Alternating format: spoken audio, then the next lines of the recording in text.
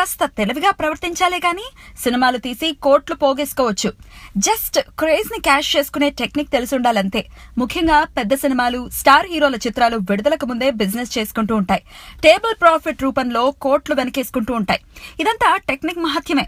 ఇదే technique follow అయిపోయాడు పవన్ కళ్యాణ్. తన తాజా చిత్రం కాటమరాయుడు ద్వారా పవన్ కి 40 కోట్లు మిగిలాయన్నది టాలీవుడ్ టాక్. ఈ సినిమాకి పవన్ ఒకానొక నిర్మాత అన్న సంగతి తెలిసిందే.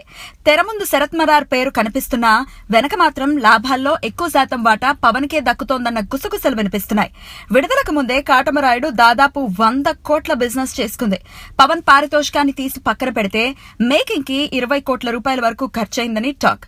పవన్ పారితోషికం 25 కోట్లు అనుకుంటే మొత్తంగా 45 కోట్ల రూపాయల్లో కాటమరాయుడు సినిమా పూర్తయింది. అంటే మరో 65 కోట్ల లాభం అన్నమాట.